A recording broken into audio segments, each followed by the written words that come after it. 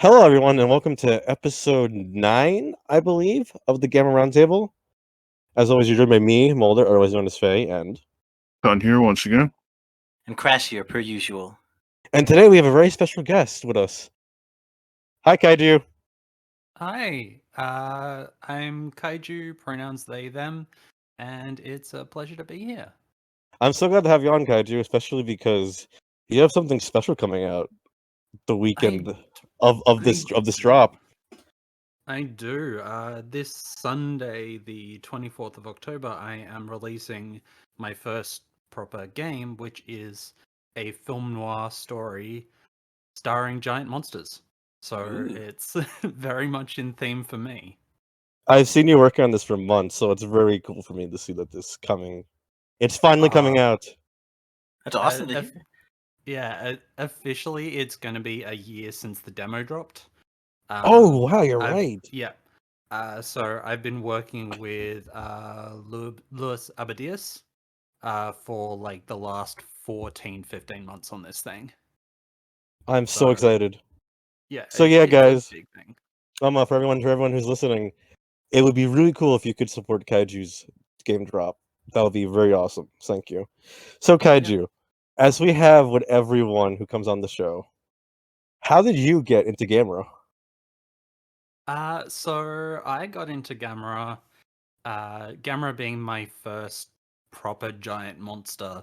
I guess the first example of a kaiju I got was probably Reptar out of Rugrats, but a lot of the time I don't think that counts.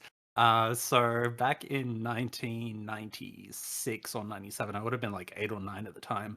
I watched a lot of the foreign media channel that we had on TV. Yeah. So in Australia we don't have a lot of TV channels, and one of them is our foreign media channel because we're a very multicultural country. Mm-hmm. And every Monday night was usually some kind of genre film from another country. Mm-hmm. So we got a lot of like Asian ghost stories and German horror films and stuff like that. We got a lot of really cool stuff. And one night I was watching this, and there's this giant turtle on screen blowing stuff up. And I'm like, okay, this is amazing. And so this was, as I said, this was about 96, 97. So this was Gamera Guardian of the Universe. And after that first one, they started showing the Showa era. So it was kind of amazing going from 1995 back to 1965, was it? Yeah, 1965, and just kind of getting that comparison. But yeah, Gamera is my first true monster love, and is to this day.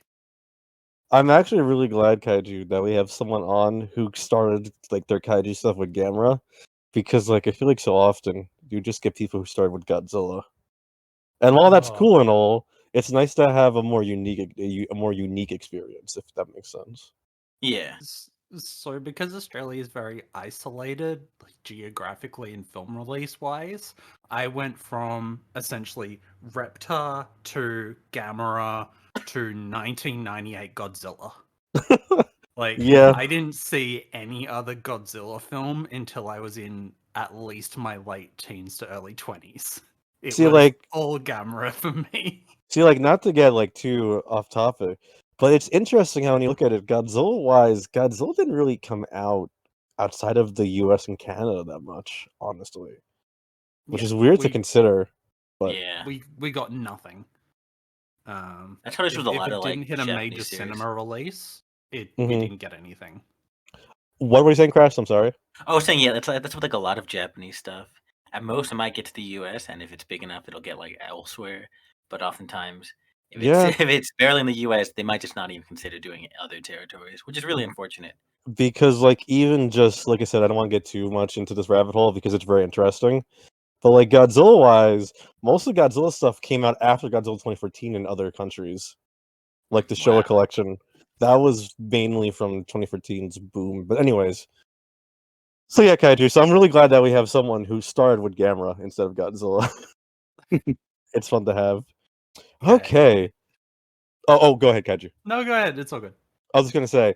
So, what would you guys give Gamera Garniverse out of 10? 10. Ooh. Valid. This is a oh, go ahead. Oh, did someone want to go next, or are we good? Oh, sure. It's a solid 9 out of 10 for me.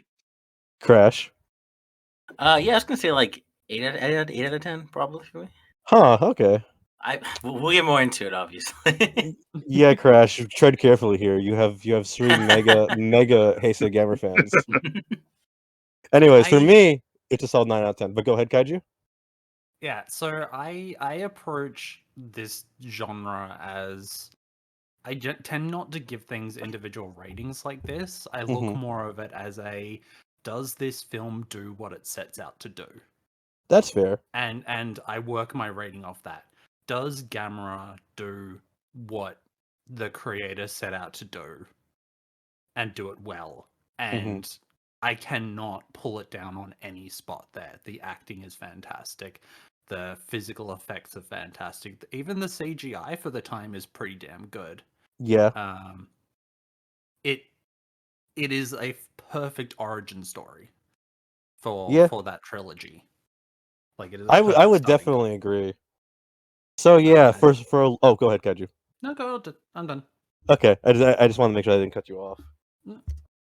So to give some background real quick at Gamera Garden Universe, as we know, for anyone who watched our last episode, Gamera kind of died in 1980, both literally and figuratively, in Gamera Super Monster. So there was a long hiatus from that point. Between that, a little series called Godzilla came back in a big way in the 80s and 90s. So Daiei was like, let's bring back Gamera.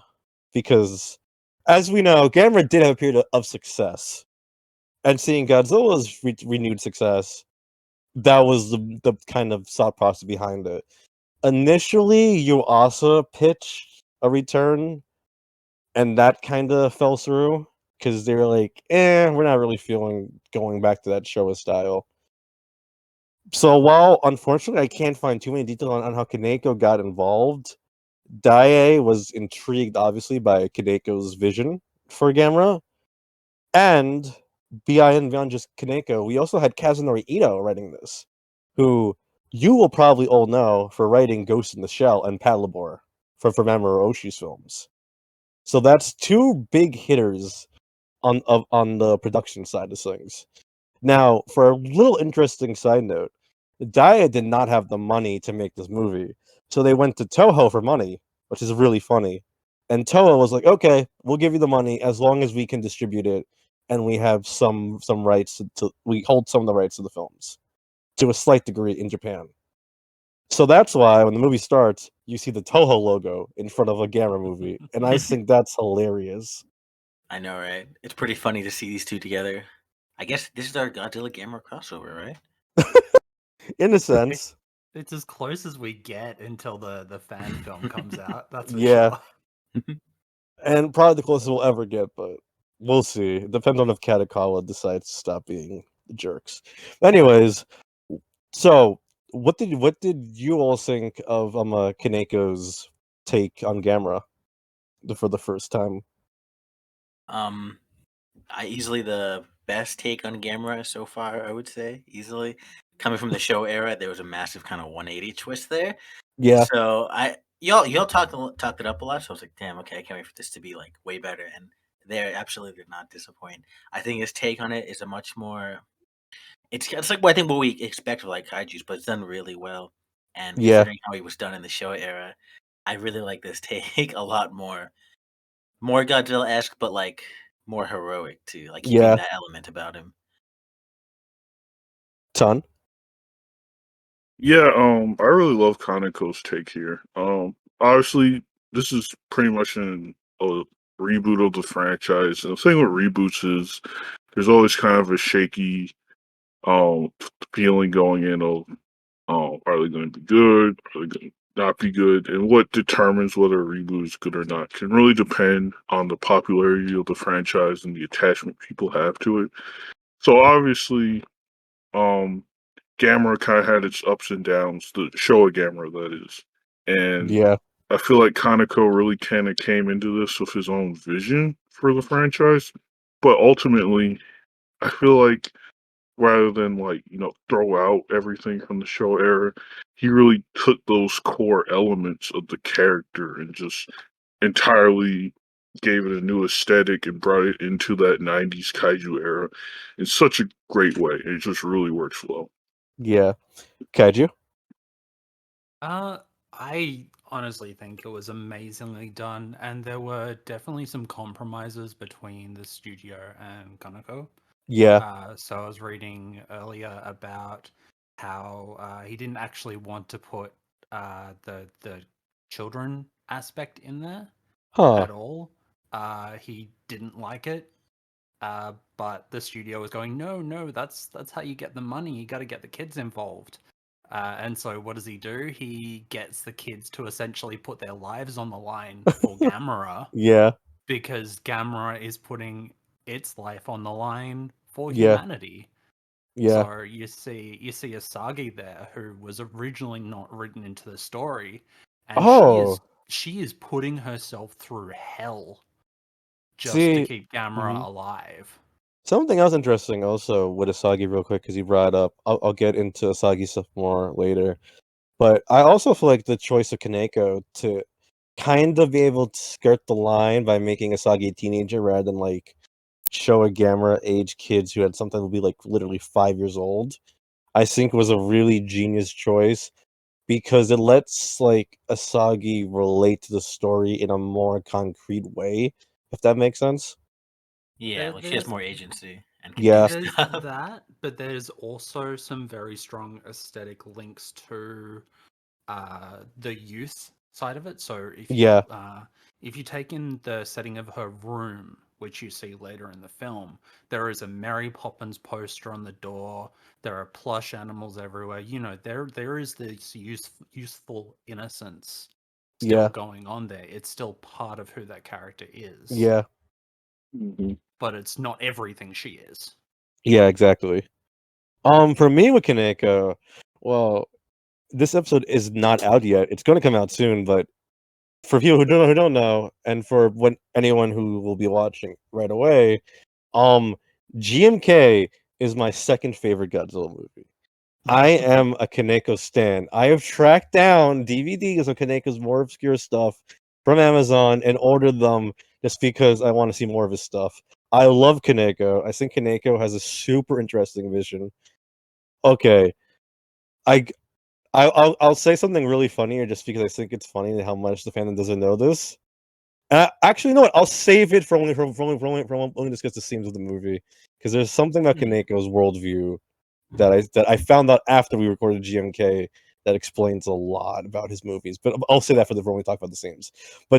I feel like Kaneko has a great grasp on the characterization of not just the humans but also the kaiju. He knows how to really make the fights engaging, who to root for. I just think Kaneko's fantastic. I think Kaneko is the best kaiju director working today, and I'd love to see him come back and do other stuff, hopefully. But yeah, I love Kaneko's stuff. That's the TLDR of it.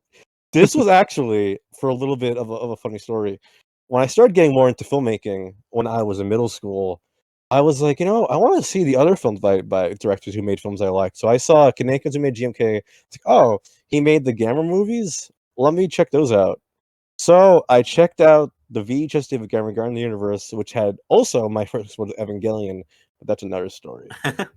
And I was like, this movie is fantastic.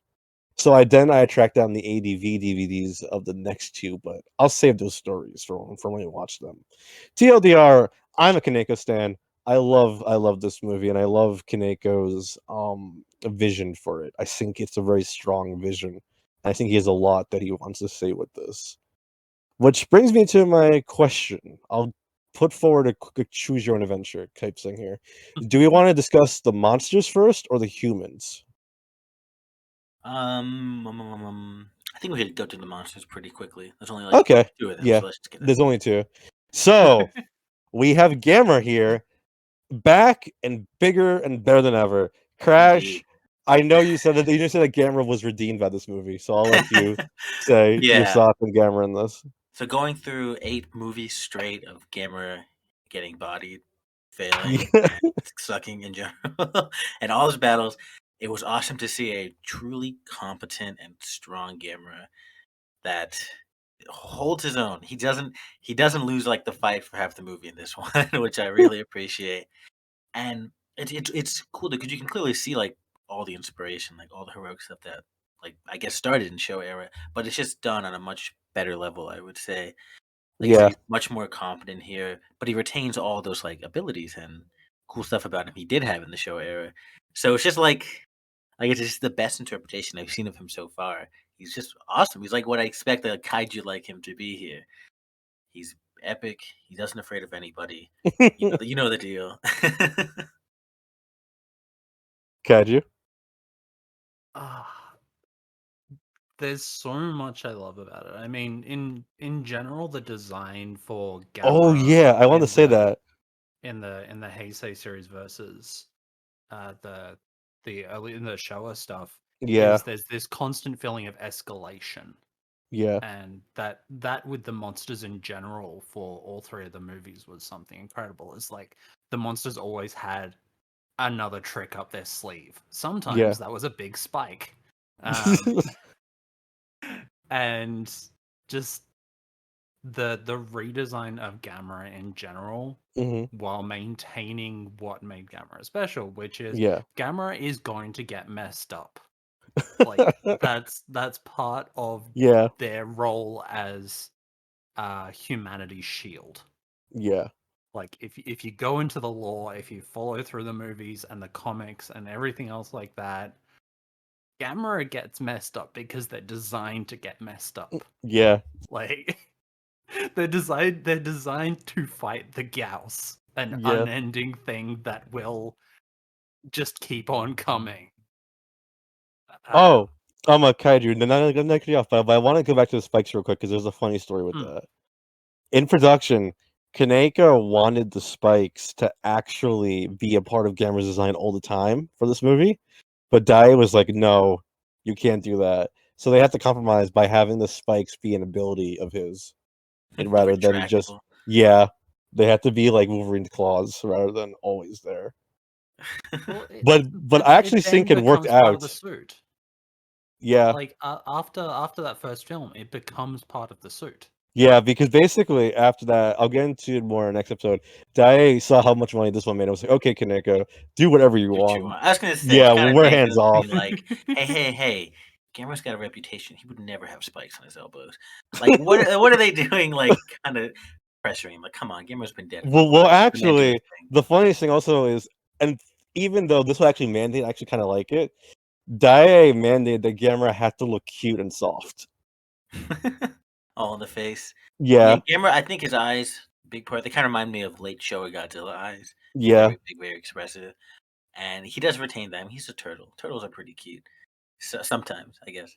Like but yeah, like you kind of mentioned this already, but his design here, taking the Showa one and just adding that, like, I guess, touch of slight more realism and just kind of more detail to him that just makes him stand out a lot. The Showa suit was very budget. He had like glass eyes there. Yeah. Like a light bulb inside of them. So anything inherently was going to be an upgrade. And here he looks great. His eyes are so expressive. They look lifelike. He looks alive for once. Yeah. And it's such a good suit here. I love it. See, but Kaiju, go ahead. I'm sorry, I cut you off. No, I'm done. Okay. What I was gonna say real quick is with this, what I love with this one, with Gamera in here, is I feel like it really mixes the heroic nature of Gamera, while still making him feel not threatening, but like awe-inspiring, if that makes sense. Yeah. Like everything go ahead. Feels big. Yes. It's a big film with big monsters. Exactly. And like what I love is how even though Gamera's trying to be heroic, like Gamera's doing the right thing by stopping the Gyaos, there's just so much destruction caused during that attempt that people are like, "Oh, Gamera's bad," And here's the funny thing, because we kind of discussed this in our Showa Gamera episodes. It's literally what happened. Even if Showa Gamera, like when Showa Gamera destroys things while trying to stop the monster, that is how people would respond. Okay, especially if they didn't know like what the monster was doing, like they do here. They just see Gamera destroying stuff. They don't know why Gamera's doing it. Mm-hmm. Yeah. But it's but they still make Gamera though feel heroic though, and I think they do it in a really interesting way too. Like they don't spell it out right away. Yeah. With the origin? Yeah. Yeah. The origin, I really love that origin too. But specifically, like I love the bridge scene where Gamera sticks his hand out to save I was about to say that. That's the moment you know. Yeah. Oh Like, man, what are their names? I'm so bad with character names. Shit, I can't remember. I know you're talking about it, but yeah. Yeah, the scientist lady, the naval officer, and the kid. Yep. literally had it up earlier this morning, and I can't get it back. So there's Yoshinari, and then oh, here we go. Masaki. Yeah. Like that scene where he saves Yoshinari Masaki is so good because that's when you know, okay, Gamera's good, and Gamera cares about humanity. Mm-hmm. It's just that Gamera is so big, when you're fighting tiny things that can fly, it's hard to be precise all the time. Yeah, Gamera has it rough here. Okay, speaking of, I love the intro scene for Gamera where Gamera just comes out and just slaps the Gyaos dead. That was I great. know, right? Just out of the ocean, slap, there goes one of the Gyaos, dead instantly. What a baller. Also, As oh, go ahead. introductions go, for like, here is the monster. That is like an unparalleled one for me. Yes, like, you it's get fantastic. you get that night vision shot of right in the face, Yep. and then it's just whack straight down. Mm-hmm. I also really love how they changed Gamera's fire breath in this, because I feel like in the Showa movies it didn't work for me. Like the flamethrower. I feel like that was probably because of the effect. I think it just looked Yeah. cheap. And I feel like him only firing like fire bowls works better for me personally. I think it makes- helps make him stand apart from like Godzilla. Yeah, that too. Breath. Yeah. Yeah. Oh, Anton, go ahead. Oh, I was gonna say what Crash said. It makes him very distinct from Godzilla. Yeah. Like I feel like as the show movies went on, Gamera got more and more distinct. But in this movie, finally, he's kind of his own monster entirely. Yeah. Oh, Definitely. can I also say, speaking of, I love that they explain why Gamera's so weird. It's because he was made by genetic engineering. Mm-hmm. It's such a good explanation for why Gamera does such weird stuff. They were like, of course a monster that has freaking jets for legs and can make it turn into like a UFO is not a natural creature. Yeah, I think it definitely helps to provide a lot more justification for his unique abilities and designs. They could Okay. honestly Crash, go ahead. I was I'll gonna say what I say, said with the after. genetic engineering angle, they could easily use that to justify a lot of the weird fucking Showa villains from Gamera Mhm. too, honestly. Like, yo, what Yeah. if we made a shark creature that stands up? Like that would make more sense, I guess, as opposed to a weird fucking alien. But Yeah. it's a really unique origin, and once again, another way to help make him stand apart from Yeah. Godzilla, because he was created intentionally. He Yeah. wasn't an accident. Sorry, Godzilla. He was on purpose, and it's a really nice angle, and I like it too because it provides more justification for him being a hero as well. Like he was designed to be a savior, Yeah. to protect people, and we already said this already, but it's funny how much he's come from initially being like a Godzilla ripoff to over time creating his own identity and Yeah. becoming his own monster that stands very much apart from Godzilla. And something else which I like with that origin is it's accurate to the Showa stuff, because in the first Showa movie they mention Atlantis. Yeah. It just Yeah. never comes up in like a big way. They just kind of like, they don't really go into too much detail about it. And here they just fully dive into like, yeah, Atlantis made Gamera. Yeah, Mhm. it's cool. We might mention this later about the show director. You want to Yeah. save that for later? Yeah, let's say that for later. Okay. Okay, I have one quick thing before we move on to Gyaos. Mhm. Are you all team there are turtles in the Heisei Gamera universe, or there are no turtles in the Heisei Gamera universe? Let me Is explain. that In one of in an interview that Kaneko, or was it Kazunori Ito did, one of them did it, or was it Higuchi? Okay, so one of those big three for the Heisei Gamera stuff did an interview and said there were no turtles in the Heisei Gamera universe, and people took it seriously. Now, Oh I my think it was a joke, and the reason why is, did you all also pick up on the fact that they call Gamera a giant turtle at one point? I was Yeah, I Yeah. was about to thinking. bring this up. So I actually rewatched this morning.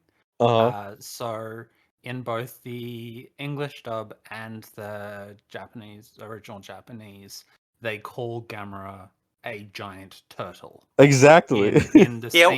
scene at the where they're talking about the tablet Yeah, with the Yeah. runes on it, they Yeah. both call in one it's the marine officer, in the second one it's like the insurance scientists. mhm.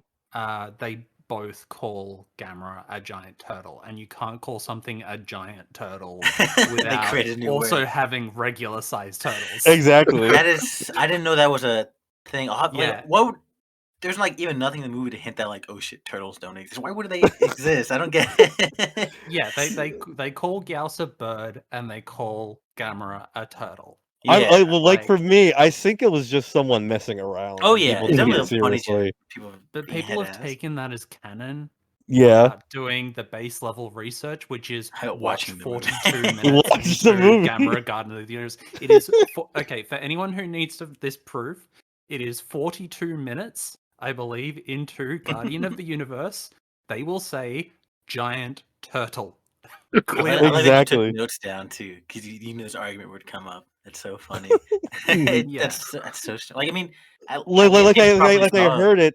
I heard it, and I was like, "That's so silly. Why would there not be turtle?" Okay, and like the joke actually was, "It's to make Gamera more mystical," and I'm like, "What? It's a giant turtle. Who cares if there's like a tiny turtle around?" oh man, yeah, Toshio in shambles. Oh my gosh. Kaiju, I'm so glad that you took notes so you could cite the exact like timestamp on Yeah, this movie. and get their necks. Okay. I don't like misinformation, Of course, especially yeah. in Same. genre stuff. Like Really easy to solve stuff too. Yeah. hmm Ton, are you team there are turtles or team no turtles? I'm We gotta team. ask just in case. I'm pro turtle because a world without turtles isn't worth seeing. It's almost as bad as yeah, okay, graphic I'm in on that one. I'm in on that one. Yeah. Imagine a world without sea turtles or tortoises. Nah, Couldn't too relate. depressing. Could you imagine a world without the Teenage Mutant Ninja Turtles?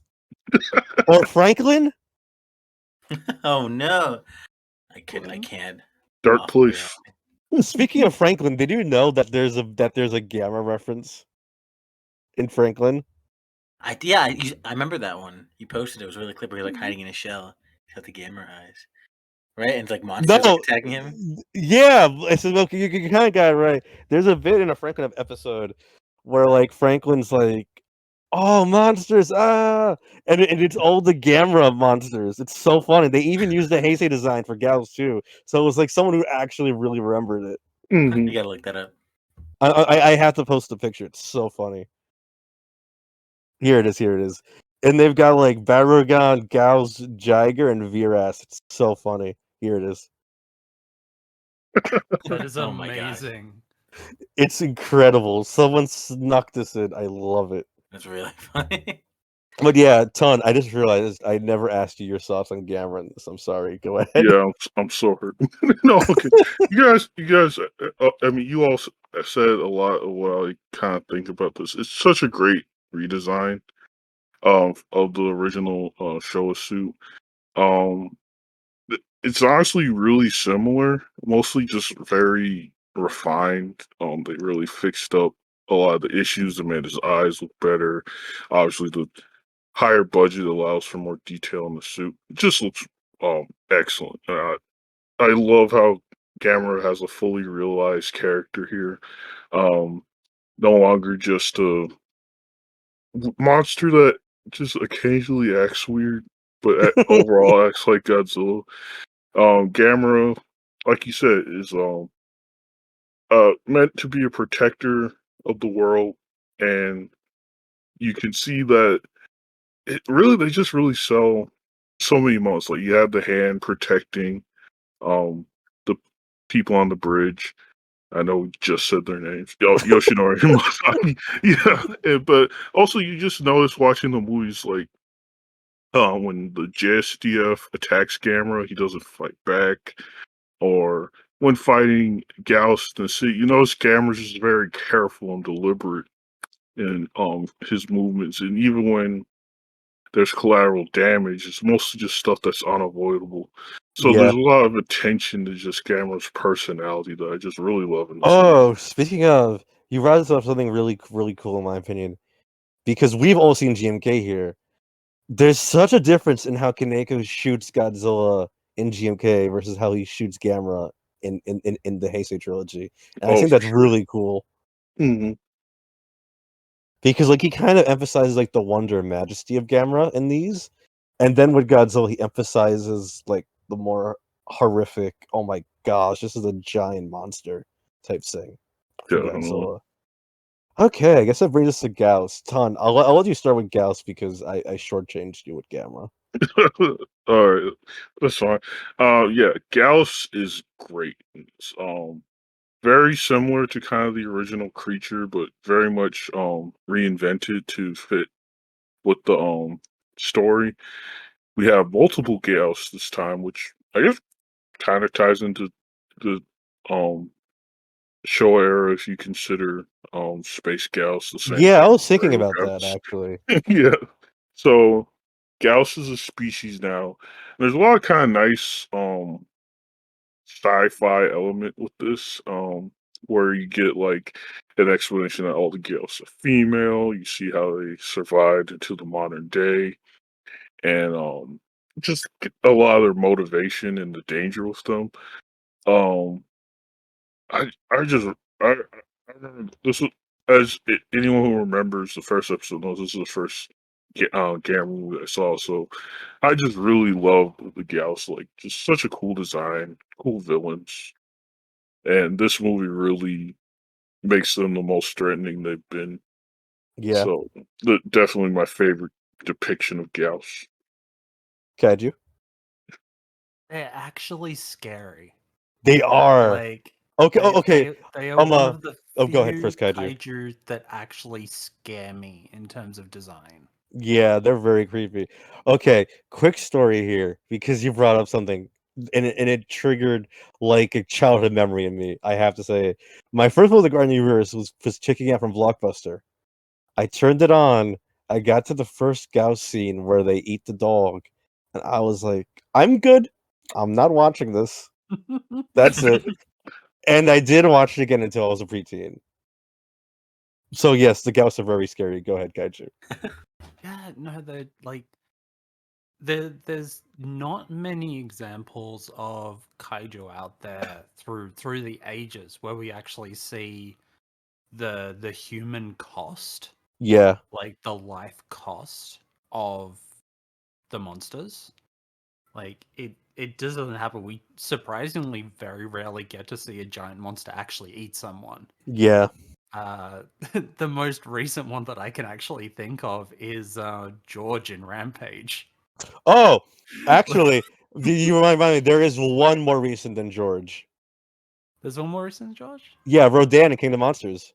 Oh, of course, yeah. Rodan got to eat a pilot as a snack. Yeah. That was yeah. Those sorts of just big gulp scenes are always very funny. But yeah, like you see it start off. You see them start off with the dog, and then the stadium full of meat, and Yeah. that's creepy as hell. And Oh then yeah, it it gets is. up to the bridge scene where it's eating a horse, and you just go, okay, this thing's now big enough that a horse is like as a lunchable size snack. And then it gets to the city, and it's like eating out a train carriage like it's a tin of Pringles. That Like, scene is so horrifying. And what's like really funny with that scene, not to cut you off, That scene is taken from Gamera versus Gyaos from the show era, but they make it much more horrific. Yeah, like they do not tone down this idea that the Gyaos are bad. They are terrifying. This is what they are going to do to the world if they get a chance. Yes. Mhm. Like, they will not stop. They will eat, they will reproduce, they will keep going. And they're not just like some little grey goo kind of thing that's going to keep eating and reproducing. These are huge and they're going to keep doing it too. Yep. Which, like, by the time you get to the end, you go, I don't want this thing that has 100-meter wingspan flying into my town and eating everyone and laying eggs in my house. Yeah. Like, And what I really love with them setting the stakes with that is they show that 3 Gyaos are enough to basically shut down Japan as a country. Mhm. Just 3 of them, and one of them died pretty quickly. I So, mean, if Gamera hadn't turned up and taken out the eggs in Tokyo Tower, the movie probably would have finished a lot earlier. yeah. So, real quick, actually, Crash, let me let you go first, and I'll go with my stuff. About Gyaos? Yeah. Yeah. So obviously, it's cool to see a returning monster from the show era. Gyaos was one of the better ones, one of the more iconic ones from there. Yeah. With a real presence in that movie. So Gamera's arch enemy. yeah, I guess by this point they pretty much just established that here. So Yeah. it's cool to see him Philly back. It's a good one to choose, and they did something really unique with her, I guess, because Well, they're kind of both. Yeah, I forget they They can change. shift to whatever they need to be at the time. True. Yeah. Yeah. Gender fluid Gyaos. I can get into like a massive talk about gender attitudes in giant monsters, but I'm leaving that for my game. So if you want to hear me talk about my attitudes towards giant monster gender, please play my game. But yeah, so like I like how here they start off as like multiples. There's a bunch of small ones. And Yeah. at first I was like, damn, I want to see a giant Gyaos, and then we do get one at the end. So I like how they build up to that because like they're kind of like an infestation of pests. They can spread Yeah. out of control. It's a really interesting angle. I like it a lot. They get bodied, and then by the end we get to see one fully grown, and it's a really nice design. They keep the most iconic part of him, Yep. her, whatever. You could just Gyaos- use both at this point. That's Crash. true, yeah. Now they are. My mind's being petty. But like the flat head, the like V-shaped head. Yeah. Really iconic look for him. Always makes him look fucking angry. But Yeah. it's a really cool design. The bat aesthetic. It's just a really creepy one, like you said. They updated the design well. Also, speaking of creepy design elements, I love the red eyes for Gyaos when they grow up. They have really beady eyes, like red and creepy. And yeah, it's a really nice Heisei transition design for them. Like this is exactly what I imagine a Heisei Gyaos would look like because it is a Heisei Gyaos. So it's a really cool design. I love what they did with Gyaos here. He's got like I forget. Do they carry over his abilities from the original? Yeah, they do. Yep, The only abilities. one that's missing is regeneration. Oh yeah, the other limb. True. And we only don't see that because we don't have time to see it. Yeah, true. Because by the end of the film, they even do the Gamera takes Gyaos's foot. Yes, I love that reference. Which is one of my favorite references, but we don't get to see it grow back because in the film that happens overnight. True. When it goes through a regeneration phase. In this one, by the time that's happening, Gamera's in go mode. Yeah. And does the boss fight in 30 seconds flat. Yeah. Oh, speaking of Crash, I want to say I love how they do the sonic beam effect here. Yeah, I was gonna say it's pretty intense. Just builds up all that sound. It's fucking deafening, but it's really cool and powerful. And yeah, like Gyaos here is just really awesome. And I think this was a perfect way to reintroduce Gamera here with these monsters. Familiar, yet really nice new takes on them. Yes. Also with Gyaos, I have a few fun behind the scenes facts, but let me say this real quick for a second. I love Gyaos here. I think this design is awesome, and I love how they change designs based on the forms. Because like early small baby Gyaos have their own design. They have the weird, funny looking beady white eyes. Yeah. There's some shots that look so funny with them. I love it. Then you have like the mid-size design, like the bridge scene. And then you have the final Gyaos, which is called Super Gyaos, actually. And that Ooh. looks fantastic to me. Because it's like, okay, this is the Gyaos. Like, the interpretation of Gyaos from the Showa era. And I really love that. And I like how unique the Gyaos feel here, because they feel like animals, but they still feel very sinister. They don't Yeah. just feel like animals out of control. They feel like something... They feel almost demonic in a way. Mm-hmm. Yeah, they're just really creepy, unsettling what they do. Feeding right off cows, SMH. I mean, they're genetically programmed to follow a very simple Yeah. program, which is eat, breed, eat, Yeah. breed. And it makes you wonder why the Atlanteans made them. I like that they don't reveal that. Why Yeah. they were made. Yeah, you end up finding that out. Essentially, you have to go to the Last Hope comic. Oh, after that. yeah. So I got that as part of the collector's edition, and I'm so glad, because I never would have been able to get a copy of the comic otherwise. Yeah, that comic is super rare now. And like, Go ahead. I love it. There's some really good reasoning behind it that canonically makes everything in the films make sense. Mm-hmm. Interesting. I have to check it out after I finish the trilogy. Yeah, Crash is going in spoiler free. Yeah, I'm Yeah, hip. I will not spoil it, but you will read why the Gyaos and why Gamera, and go, oh, okay. Yeah, I'm that makes excited. sense. But yeah, for some fun behind the scenes facts, first of all, Gyaos is the first ever film kaiju to be played by a female suit actor. And I think that's really cool. It's really And cool. then we got Baragon. Yes. Also from Kaneko. Kaneko was Yeah. really good with that. And I think that was really cool. And they chose a female suit actor specifically because they wanted Gyaos to feel different from other monsters. And I think that's interesting reasoning. Also, fun fact. Remember how we've been mentioning Dai asking for changes from Kaneko? Mm-hmm. Originally, it was not going to be Gyaos in this.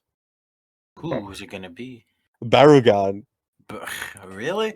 Yeah. I mean, Rainbow Beam and Heisei. Can you imagine that?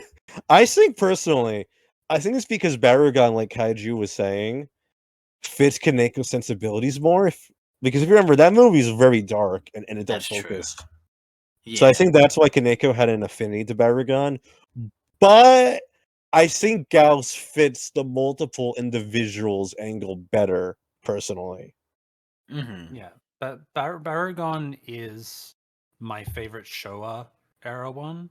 Mm-hmm. Definitely, and like I love the MST3K riffs on Baragon, because Yeah. there's some fantastic ones in there, because it's just a really funny one. But if you want to set a nemesis monster Mm-hmm. to go forward with, Gyaos is where you go.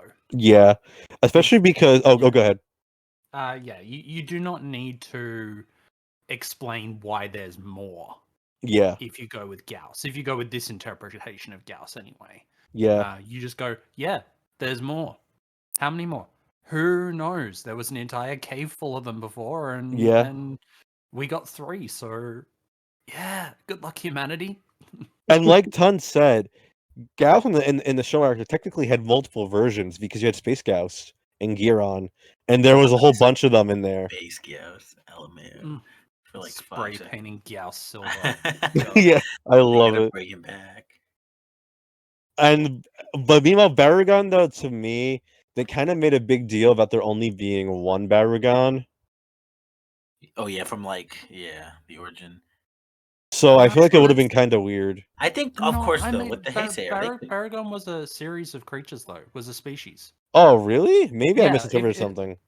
Yeah, no, in the remember in Gamera versus Baragon, Baragon was a reoccurring monster species Oh, that true. shows up for the village Yeah. every 1,000 years or so. Also, And- Barugan did yeah. hatch as an egg, so I guess you're Yeah, right. exactly. And Mhm. Baragon was that, oh, human greed has escalated something horrible to the point where we can't deal with it. Oh, you know, Um, true. You're right. Like metaphors. I'm good with metaphors. Though I do Um, have an affinity for Gyaos just because of this movie, so I'm a little bit biased, I'll admit. I also couldn't see like a modern take on Baragon in the same way that they did Gyaos. Yeah. Like, there's no way it could have been as threatening in an era of modern technology. Yeah. Also, like Crash said, I feel like Gauss's power set is a little less crazy than Barugan's. Because Barugan had the rainbow beam and the ice breath. I am Gauss was a all lot here more for the rainbow simple. beam. Yeah. The rainbow The beam is referee. hilarious. I love it. Yeah. Yeah, Gauss definitely fits that like kind of monster thing. Yeah. And like I think it's just good to start off like a whole reinterpretation, reboot of the series with a kind like simple and familiar. Yeah. Before they start doing Because the reason why Dai asked for Gauss or Barugan is that Gamera vs. Gauss was the highest grossing show a Gamera movie. Mhm. So they're like, could you use the one from the most popular movie? And I get that ideology personally. Yeah. And now this movie fully cemented Gauss as the Gamera monster, a Gamera villain. So, Mm-hmm. and one more quick thing before we move on to the humans. Did anybody realize the similarities between the Gauss and the Mutos? No. In the face shape, in the True, the face shape, yeah. Well, Like actually, in their flathead. roles, both are monster species that will reproduce and overrun the Earth. And I mean, both cause the main monster to awaken to fight them because they sense that they've come back. I Hmm. mean, Godzilla 1998 is technically a I monster. was, that's I been was literally, reproduced I to was take over actually the Earth. thinking about that. I was So, like, the baby like, Not wrong, but it is a funny coincidence that I've seen people bring up before. yeah, classification of kaiju species is always a pretty interesting one, but the impending fear that this giant thing that's eating all our dogs is going to turn up and make more things that are going to eat all our to eat dogs. more dogs. Yeah, No. is scary as heck, and Yeah. there's probably some metaphors in there for like invasive species, but I'm not going to go into it. Not letting Yeah. your dog out without supervision. Okay. So, are we all ready to move on to the humans then? Yeah, bring on Yeah, the I'd say snacks. so. I think we should start with Asagi because we were talking about her earlier. She was the teenager, right? Yep. Yeah. Gamera's priestess in a sense, which I actually I like the connection to Shintoism with that too. Mhm. There's With, a like, lot of Shinto like analogies with that. Mm-hmm. That was nice to see. Okay, real quick fun fact with Asagi before we get into her more. Her actress. Oh shoot, what's her name? Ayako Fujitani is the daughter of Steven Seagal, and I find that really? hilarious. Yes, Also, she got into writing and directing yeah, she did, after this. which Like is really she's cool. made a career out of it. Yeah, Very sh- interesting. she got huge after this actually, and well deserved. I think her acting in this is fantastic. She has such a good attitude towards the whole thing. Like, I love her hard ass, like, standing there covered in bandages Yeah, because she knows that every time Gamera gets hurt, she gets hurt too, and she just clutches that bead tighter. And yeah. it's like, no, we're gonna get through this. I also really like with Asagi, like it's a very subtle character arc, but I like that they kind of have this idea that her and her dad aren't that close after her mom died. And it's Yeah. kind of the movie's kind of about her like reconciling with her dad in a sense. Like there's that little bit where he's like visiting her in her room while she's sleeping, and And he finds a picture sees of her and her boyfriend. yep, and he's like, "Wow, I really haven't been paying much attention to you, have I?" I love how many of the things you're bringing up here that I was just thinking about this morning. Just going through, it's like, huh, that's really cool. I didn't really think about this until I started. Like, that's the thing. Coming back to this film after, I don't know, it's only been like 8 or so months since the last time I watched it because it's one of my comfort films. And it's just like, I will always see something new. Same. It has a lot of depth to it, and that's what I like. But yeah, Asagi's character arc is gorgeous, and through the series, through the 3 films, it changes a lot as well. Yeah. Thunder Crash, you want to go next on Asagi? Yeah, I think it was cool. We got like our younger not kid, literally, I guess, teenager, Yeah. like role in this movie. But like you mentioned way earlier, the fact that they're not just like a toddler lets them have a lot more agency in the plot, and they can do a Yeah. lot more and have a bigger presence, unlike the kids in what was it, Zigra. Yeah, Zigra. Yeah, which is pretty bad. Like here, and she plays a really big role too. She's not just like another passive like bystander watching stuff. She gets the pendant bead, Yeah. and she's like kind of directly responsible partly for helping to save the Earth from the Gyaos. Yeah. And yeah, she's really cool. And I like that she takes on that initiative, knowing like even though it's gonna hurt her, she knows what she has to do to not like damn the planet. Yeah. Funny enough, why did I? Okay, actually, you know what? I'll save that connection for the next movie because it gets stronger. What Asagi also something which I really love. Actually, there's a specific scene I love, and that's her stuff with the taxi driver. That stuff is so funny. It's incredible. Oh yeah, I love that the part. taxi driver stuff was really Yeah, funny. and unlike a show Gamera, we can all confidently say this is 100% on purpose. Like the bit where the taxi driver just drives through the blockade and is like, "I always wanted to do that." That scene is hilarious. I love it. It's so Can I good. just say that the taxi driver looks like a Japanese version of John Waters? Like, look up John Waters, the my. director, and look at the taxi driver from Gamera. Like, That's his sidekick. Oh my god, Yeah. I can see it. like, I saw. Oh, sorry. yeah, it's. It's really. I don't know why that came to mind. It's just like I saw it now, I can't unsee it. But I love the fact that the taxi just goes straight through the military checkpoint. The military takes 5 steps and goes, you know what? Nah, we're good. We're just gonna keep standing here. The army's that way; they'll deal with them. We won't even Yeah. bother radioing anyone because nobody It's so cares. great. It's The so taxi great. I gets love there, it. everyone piles out, stands by the side, and nobody does anything. It's just like They're just like, oh well.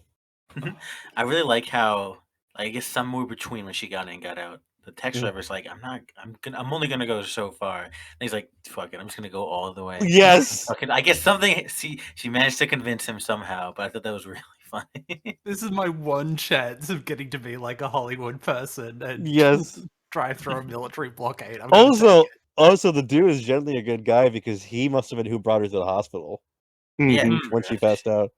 Indeed. Good guy, taxi driver. He's losing his license either way. He may as well make the most of it. Give him clemency. He did nothing wrong. But yeah, Ton. Do you have any thoughts on Asagi in this movie? Yeah, I really like Asagi. She's a strong character. Who she leaves a really. Oh, sorry, my brain got mixed up there. She's a nice reinvention of kind of the kid characters from the show era, where she's that main character who has a connection to Gamera and is the Gamera fan, but rather than it feeling kind of like naive or silly because it's like a little kid who's like, oh, Gamera's fine because he's a cool turtle. She has that actual psychic connection to Gamera, which explains why she cares.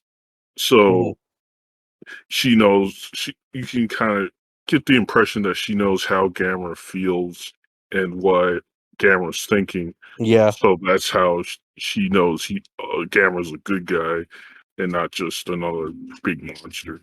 Yeah. It makes Gamera more sympathetic, and it makes Asagi a very empathetic character, which I like. You want to know something which I noticed and I found really funny? Do you remember how well Crash and Ton would remember this? How we used to like make fun of the kid characters telling Gamera what to do, Yeah. like Pokemon style. Yeah. I noticed Kaneko managed to make it work in a way that made sense because Asagi is who tells Gamera to use the flames in that final bit of the battle. Mm. Yeah. She doesn't even say it. It's an emotional Yeah. connection. I was gonna say, yeah. She just looks at it. Looks at Gamera, and you can just see that finish him kind of Yeah. facial expression. Like this is the end of Mortal Kombat. It's like last hit point. Go for it. Yeah. Like I think here, like the main difference was like in show, they were just kind of like on the sidelines, like cheering at him and stuff. And Yeah. here it's like directly tied to the plot of how they're connected the two. Whatever he gets, she feels too. So Yeah. it's a much more like personal and like danger at stake there. with the way Yeah. like they're controlling each other, and I think it adds a lot more to that and makes it serious. Yeah. Not another Kenny. It's the I've just gone like this is the collective noun I give for all of those sorts of kid characters in films that don't actually Yeah. do anything aside from be the kid character. Yeah, you're not and they're just wrong. Kennies. And I hate them because they detract from the story and Yeah, through they really most of the do. show Gamera films. Every time the like the American kid and the like every time the pair are on screen, I'm just like, can they not? Like, wasn't the thing there that like they couldn't get an American kid to be in it, so they just went down to the military base and got like saw if anyone was available. Yes, I that remember that happened. being a story. That's happened. That happened in VRS. Yeah, and I'm just like, those kids, can they just get eaten already or something? Because Gamera's the star of the Showa era ones. Like, end of story for me. Yeah, very fair. But the Heisei ones, Gamera is a part of the story, Yeah. not the only one. Yeah. Which, for our next chapter, I feel like it makes sense to pair these two, is Asagi's dad, Naoya Kusanagi. I like how he is not like you know how sometimes in movies the authority figure is like a real jerk and like you don't like them. They really go out of their way to avoid that with him here, and I really like that. He's very reasonable. He's open to what our people have to say, and he really does try his best with Asagi. Like you get the feeling that it's just that he works too much and not out of anything he's trying to do, if that makes sense. Yeah. Is it wrong that I wish that the lead guy in King of the Monsters was more like him? No, I think that's fair. Like I see the relationship between the parents in Godzilla King of the Monsters to be very antagonistic in a way that kind of detracts from plot for me. And I know that that film is very contentious and that sort of stuff, and I think it's still a lot of fun. But it's just like I love the dad character in Guardian of the Universe because it's just like I'm doing my best, kid. I'm just I'm just trying. But hey, I'm a MacGuffin getting us between these two characters. Yeah. So that's where we need to be. If I didn't exist, then the Marine officer wouldn't get introduced to my daughter. Yeah. And introduced my daughter to Gamera. Yeah. So Also, something which I do really like with him also is he has a lot of faith in Asagi. Like while he initially tries to stop her, he's not like badgering over the head to not do it. Like he realized at a certain point, okay, this is bigger than me. I have to let her do what she has to do. And I think that's really unique for parents in genre stuff in general. Because like to use like anime as an example, how many times in Spider-Man stories is anime just like Peter, stop doing this if she knows his identity? And I feel like that kind of translates over to a lot of parental roles in these genre films and other genre stuff. And it's nice to have a dad who's more, I'm worried, but I realize that this is bigger than me, if that makes sense. Yeah. Yeah. No, I like that too. It's a nice sense of understanding between the two, and kind of like there's the concern there, but also like they're doing what they have to do of their own volition. Yeah. Thunder Crash. Do you guys have any thoughts on On the dad? Yep. Pretty much everything you said. Yeah, I like him as a strong character. His connection, relationship with Asagi is a really interesting one. Like you said, like it's clearly not all perfectly there, but I think they come to an understanding at the end. Yeah. And I really like that. It's nice. Done. Yeah, you guys pretty much said it all, but I just his connection is just really heartfelt, and I like the kind of unique element. It's a nice kind of remix from like where in the Showa trilogy you would have the parents and they're just kind of skeptical of the kids. Oh yeah, you're not wrong. And then they're like, "Oh no, why is my kid with Gamera getting endangered?" But here, he's directly involved. He knows what's at risk, but he still just wants to Yeah. help his daughter and believes in her. Yeah. It's a nice change of pace. Okay. Next character, who's actually my favorite character of the trilogy. That might be a little bit of a hint there for you, Crash. Just a smidge. It's Mayumi Nagamine, who is the ornithologist who they get to figure out what's going on with the Gyaos. She is such a fun character to me because she's very no nonsense, and she like, I feel like a lot of female characters in kaiju films are very passive to a degree. Yeah. And she is the opposite of that. She takes no bullshit. She's like, I know more than you than everybody in this room. You all are doing something super stupid by trying to capture these literal demonic birds. Yeah, I agree. He goes back from the island and just immediately goes up to them and goes, "Kill them. Kill them Yeah. now. Do it. Do it. I've seen what invasive species are like. And Kill them she's now. like, It's "God the only damn it." way." Yeah. And I love that about her because she doesn't take shit, even though she experiences a lot of sexism and ageism in this movie. Because they're always like, "Oh, you're so young," which is a big thing in Japan, actually, where if you're young, people tend not to listen to you, even though she has more credentials than everyone in the room.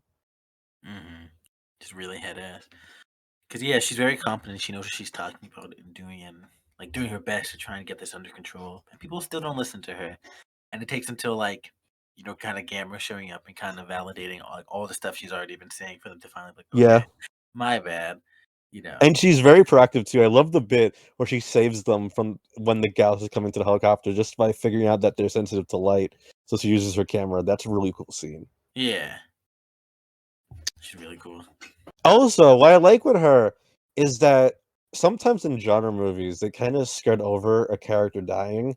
I like that she's affected by the fact that her professor freaking got eaten by the Gyaos. She's like, can you give me a moment? My friend literally just died. Yeah, that's a big thing too. A lot of times characters are killed and they just kind of keep going. And I always wish there was more time for them to kind of acknowledge, because that's you wouldn't just get over it like that. Yeah. And so I'm happy that they take time for them to process it a little bit, even if they do have to kind of keep moving. Yeah. So it's not just like, oops. The Gamera films in general are some of the only ones that do deal with trauma, though.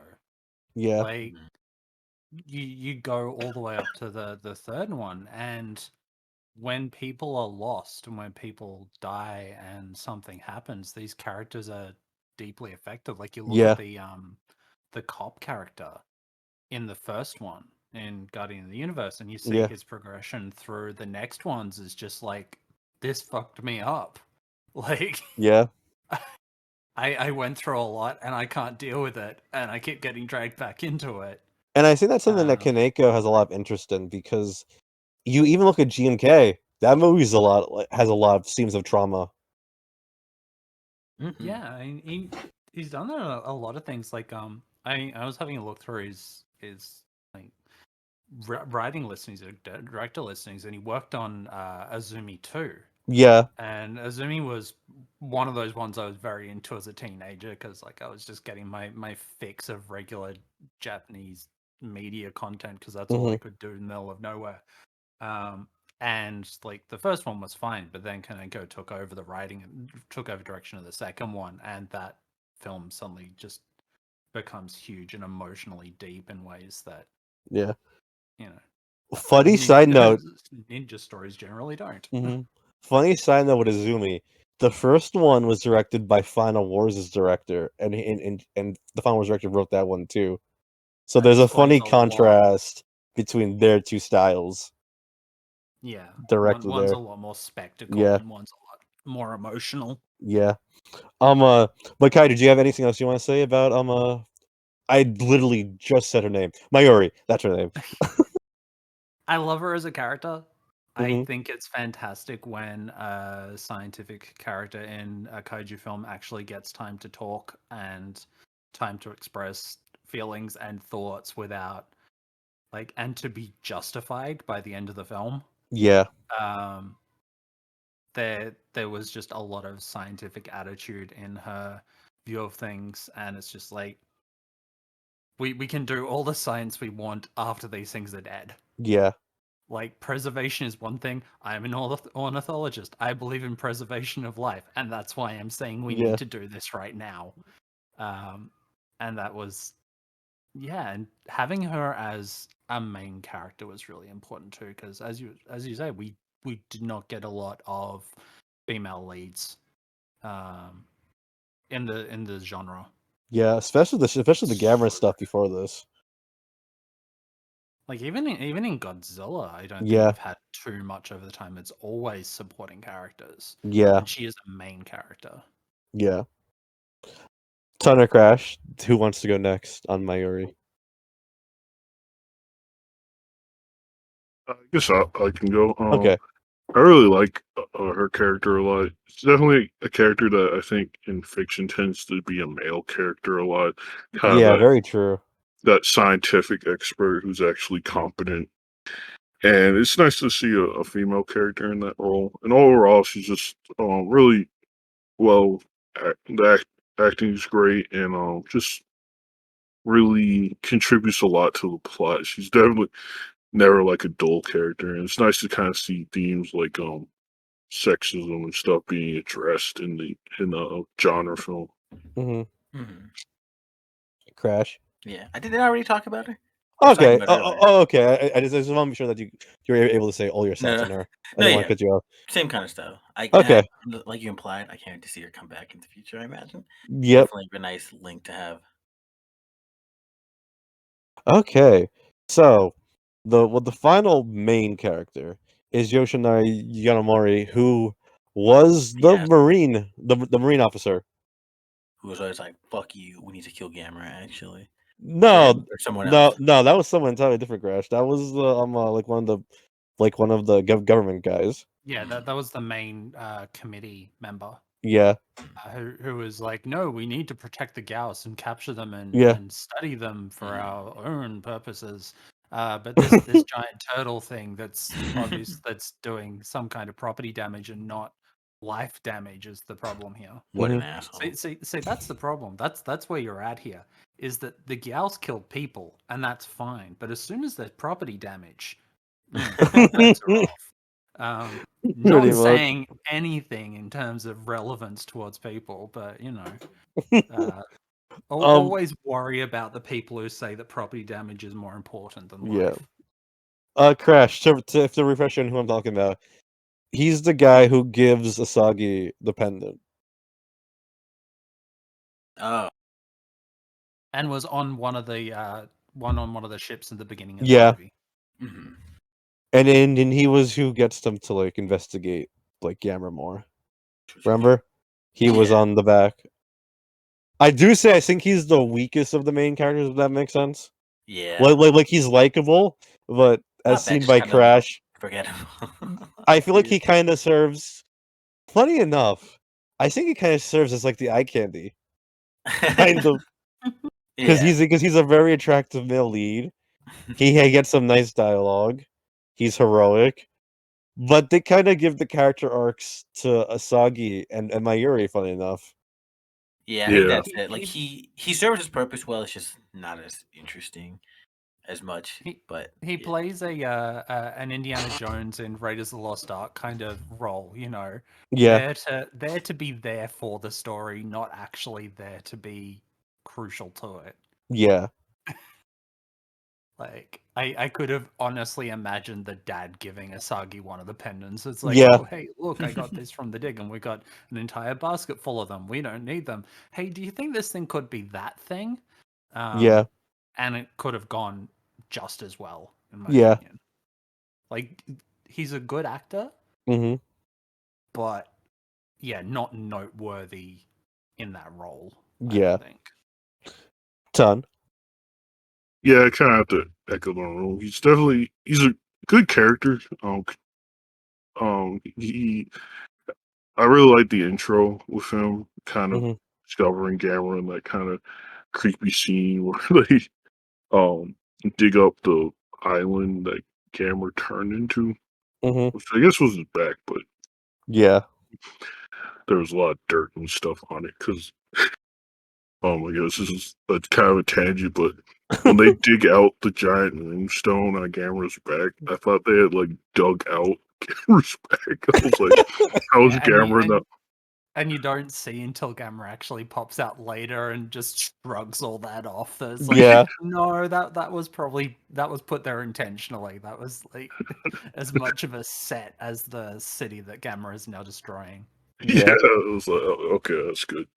Would have felt bad for Cameron. But yeah, that I really like that intro and stuff. And he does his job as a character, giving Asagi the talisman, and just kind of it's like we said, it's kind of a reversal of the usual thing where it's like you have the main, or you have like a male character who does all this, and then like a female side character. So you have a female main character and a male side character. Yeah. Interesting. He wasn't even needed on the bridge No. because he goes in to get them and he just goes, nope, we get saved by Gamera. That's just a funny bit because like my ear is like, you saved us, and he's like, no, Gamera saved us. Oh, Also, yeah. just saying, those two wouldn't have been in danger if the kid hadn't screamed its head off. Like, it's only when it started screaming did Gyaos even notice that anyone was on the bridge. Mhm. Kid moment. Yeah, this is why you don't like Kenny's into monster movies. Oh my gosh, it hit me that the only two good characters is the one kid in the supermarket who's like rampaging, and then It's just special stuff. yeah, and then the kid on the bridge who nearly gets eaten. Mhm.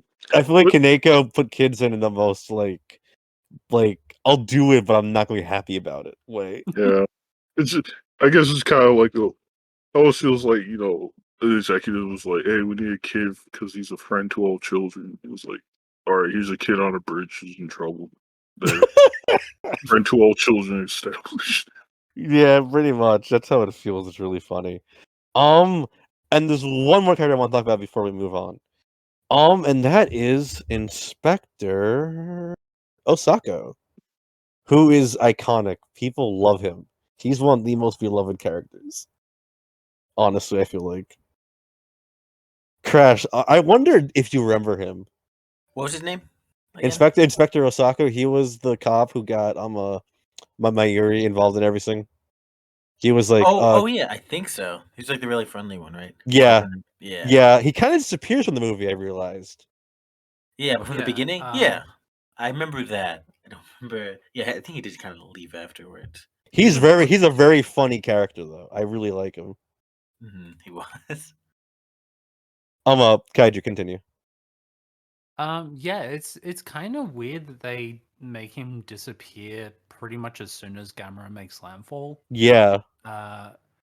And in the later films, he definitely has a lot more of a recurring role.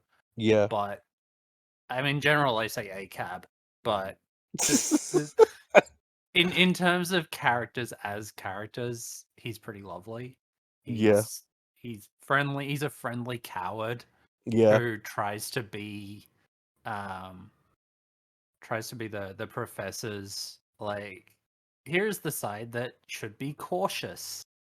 You know, don't go running into the middle of this island where people have been eaten and pooped out in the middle of town. Like, maybe that's a bad idea.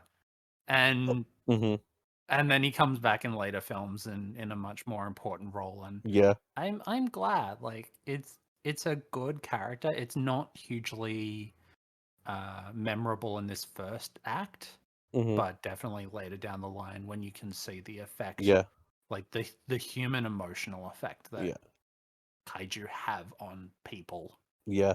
Well, something else I really like with him also is the fact that he's the one who listens to Mayuri a lot, unlike a lot of other people in the cast. Like he always has her back, I feel like. Yeah. Which is something I appreciate. A ton. Do you have any thoughts on him? Even though, like me and Kaiju said, it's pretty early for him as a character in this one. Yeah. Just mainly that. Yeah, I agree with you two. Very fun character. He has a really nice presence. His actor is really good. So yeah, I liked him. His actor also is in a lot of Kaneko stuff. A lot of Kaneko stuff, actually. Like he's in Pyrokinesis, he's in GMK in a cameo too. I think him and Kaneko are friends, I think. Because like you know how like directors always have like their actors Mm-hmm. who they like to cast and stuff. I'm pretty sure he's one of Kaneko's. That's the vibe I get. But yeah. It seems like the kind of role you give to a friend. Yeah. Like, at least early on, and then you go, oh, we got to call them back. Hey, can you act traumatized by a giant monster attack? Oh, Yeah, I can Crash. do that. Yep. Did you have any things you want to say about him, or are you good? I think I'm finished. Okay. Okay, so let's move on to other stuff. First, I want to talk about the themes of the movie. Usually, I kind of say what they are. So this time, I wanted to do something a little different. What do you all think are the themes of Gamera Guardian of the Universe?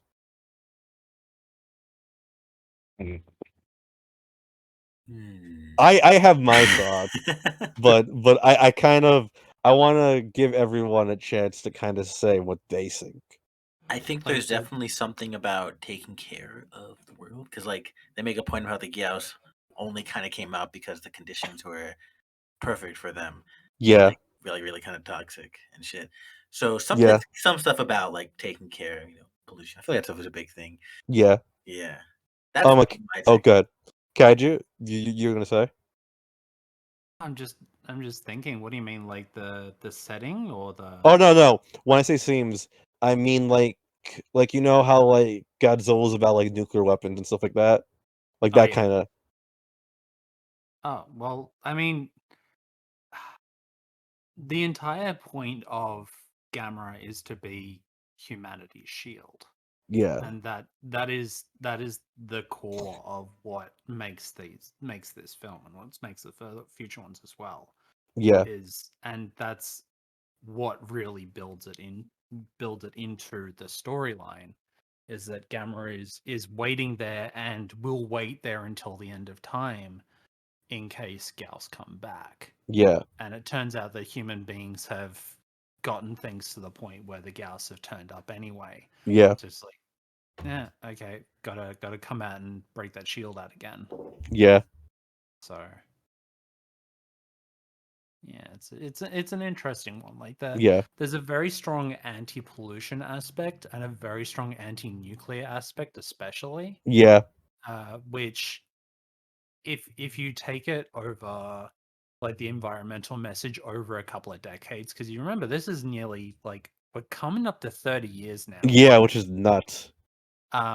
And we've seen the difference between nuclear energy and nuclear damage to the environment versus, say, coal and Yeah, things like that.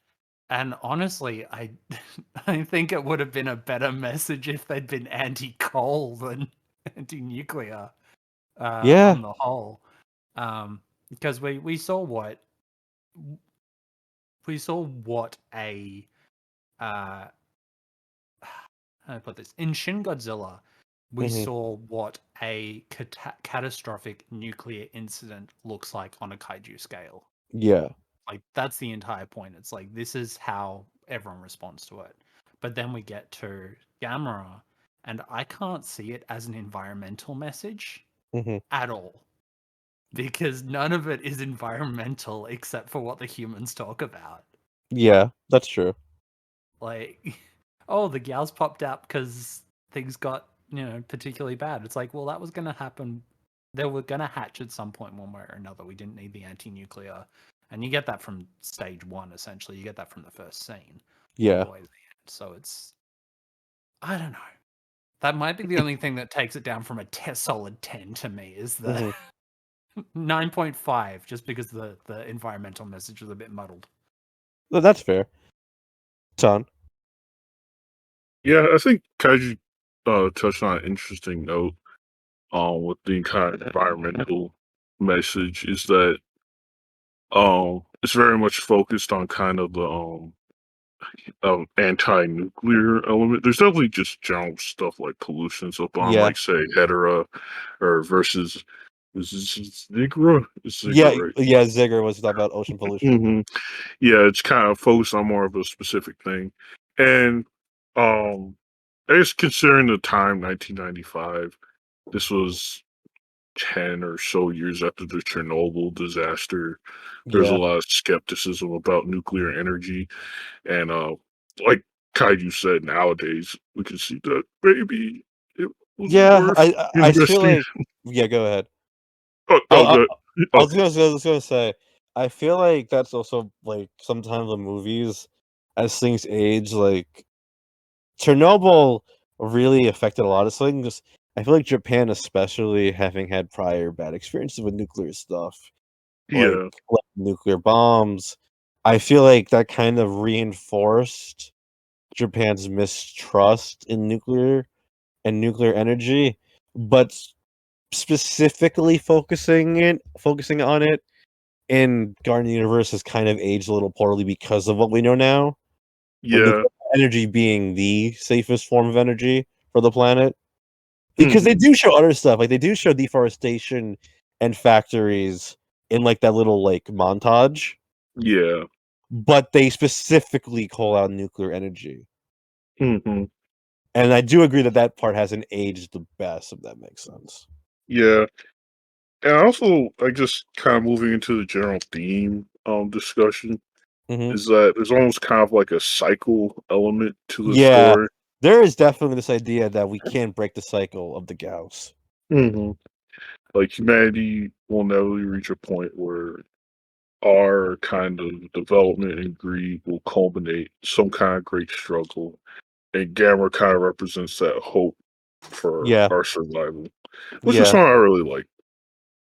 So, something else I do think also, and I think this is kind of present in everything, even in that pollution message. If I had to say, I think the big message of Gamma Garden Universe is that we have to be careful about the choices we make and what we create. Because you see Mm, this throughout the entire movie. We made pollution, we made nuclear energy, even though I think that that part's aged poorly. The Atlanteans made the Gauss through genetic engineering. And then the fact that all this is happening because of the choices to not kill the Gauss when we could. I think there's a big message there, being careful of what you choose to create, if that makes sense. mhm. Yeah, and how you react to those things that you create is also Yeah. a big message later on. Yes. Like, Mhm. and honestly, we see that time and time again in the genre. Yeah. Like the fact that we've seen oxygen destroyers pop up Yeah. multiple times in Godzilla films, Yeah. knowing how bad they are, Yeah. like says something. Like For sure. Crash, do you have anything you want to add, or are you good? No, I think you pretty much hit the nail on the head and expanded on it. Like I Okay. mentioned earlier. Yeah, like pollution's probably part of it, but like you said, I guess just being aware of your creations Yeah. and just being mindful about them. Yeah. Okay. Okay, the second one I want to touch on here before we do one more topic. And that is the special effects. The special effects in this film I want to shout out because they are fantastic. And there's two interesting things to note. One, this film had a lower budget than all of the Heisei Godzilla films, every single one. Interesting. And two, this was Shinji Higuchi's first big kaiju movie. Wow. Yeah, I And think they he would, managed to do it well because they kept it very like yeah, small scale, but like still managing to feel big too. yeah, because the way Utilizing they a lot of shoot scale. the monsters makes them feel so big. Yeah, it's really well done. They And used the budget well. can I just say the shots in this movie are gorgeous. Like the bit of Gauss on Tokyo Tower. You posted it earlier, Kaiju, actually, that shot. Yeah. I have so many like you know that Twitter account, like the one perfect shot. Yes. I love just watching a movie and go, I'd put that on that Twitter. I'd put that on that Twitter. Same. It's like in that one shot with Gauss sitting on Tokyo Tower, and how much I'd love to say that on Tokyo Skytree now, since that was built up like since this movie came out. It's Yeah. just like there's so many shots of just that which are perfect. Really good Yes. shot. It is great cinematography is Yeah. what does it, because if you have good cinematography you can get away with crappy effects. Yeah.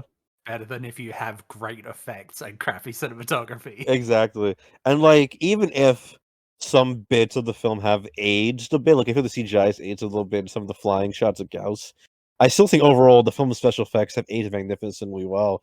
And we're pushing, like you said, Kaiju, 30 years of this movie. This is getting to be a movie that's aged a little bit. And it still looks great, I feel like. Yeah, definitely. It's as you said. There's a couple of shots earlier on. I think the stuff with the infant Gyaos, the adolescent Yeah, Gyaos. yeah, I think those are like the flying stages, yeah, particularly like when they're flying into the dome and they're fully yeah, lit. yeah, Those look a bit trash, yeah, but you look at it and go, yeah, okay, this was early 90s and shot on a shoestring budget. They're not going to yeah. be perfect. And Um, and also like the only other bit to me that really stands out besides that one which you mentioned, Kaiju, is the CGI missiles kind of look video gamey now. they so do. They really do. Yeah. Very, very CG. Yeah, but like Clearly only Kaiju said marketing. though, 1995, Jurassic Park had only came out 2 years before this, and this was Japan. It wasn't even like American made. I can excuse them for the CGI missiles looking not the best. But we didn't. I mean, we didn't get decent looking missiles CGI in films until like the mid 2000s. Yeah, that too. Like CGI was very much in its There's infancy. they're really hard to get right Yeah, because you got to have something that looks like it's constantly in motion yeah, in a way that like fits well. And in the end, I'm fine with what they got because it's same. no worse than anything else. Exactly.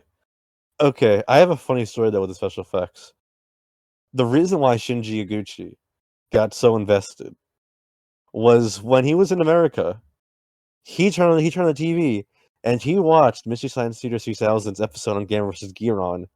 And when he realized that that's how Americans viewed kaiju movies, he was like, "Screw this! I have to fix this." So basically, everything Grand Universe is kind of Shinji Iguchi's spite for the show at Gamera films. Yeah, I mean, we mentioned this before, but Mystery Science Theater 3000, like their coverage of the short films, really shaped a lot of Western views on kaiju, just because Yeah, it's probably the most publicly shown stuff about it for most people. So like they're seeing like, wow, look at these dank Japanese movies, look at these yeah, like effects. So I think it's cool that he sought out to show like, no, no, no, it's not all like that. I swear, like we have really good stuff, and yeah, make his own one that really stands out. yeah. Real quick before I move on to another topic, Ton, do you have any thoughts on the special effects? Oh yeah, they're great. Fantastic upgrade from kind of the show era. They really Yes. took advantage of their budget.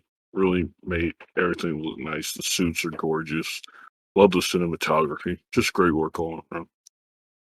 So, real quick before I get into the final topic, I want to shout out one more person.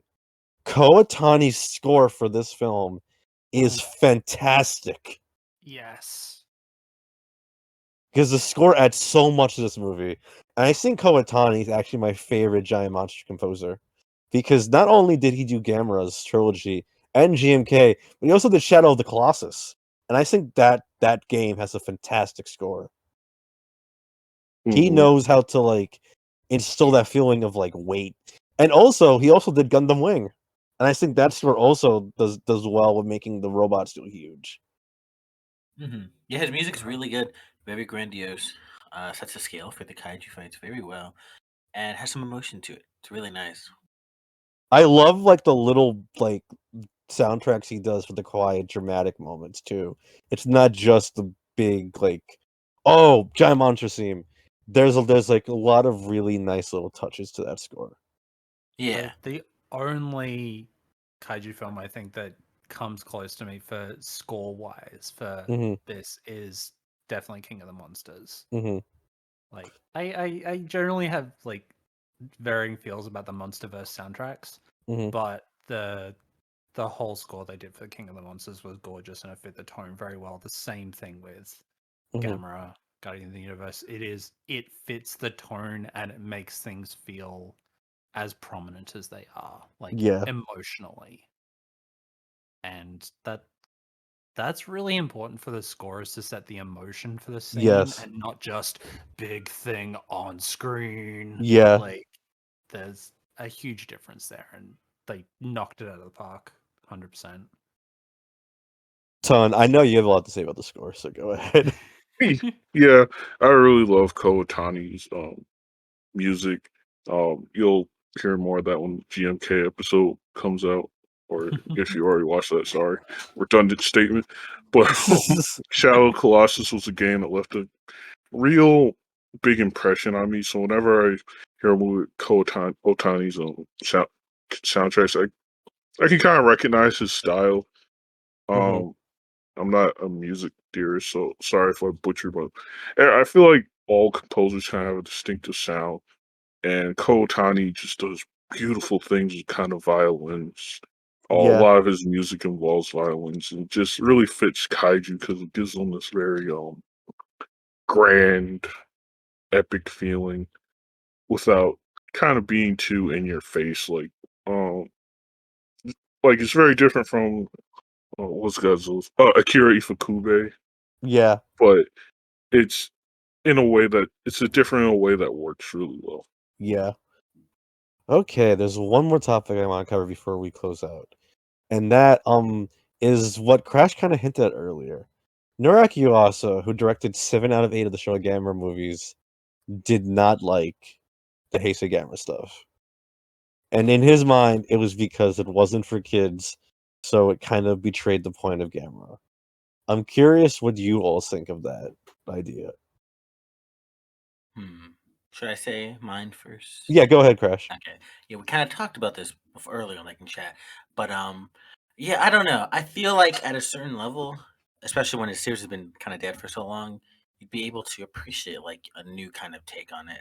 That's not trying to do the same thing. Because also I feel like this movie is very respectful to Showa, like a lot. Like we mentioned, it uses like practically identical character movement abilities, concepts, ideas. I mean Atlantis. They brought Yeah. that back, and Gamera's still just as heroic as he was. So like, there's a lot of respect and care towards like Gamera's roots in here. And like you said the director Kaneko, wasn't he very passionate about like Showa Gamera? I think he Yeah. told me.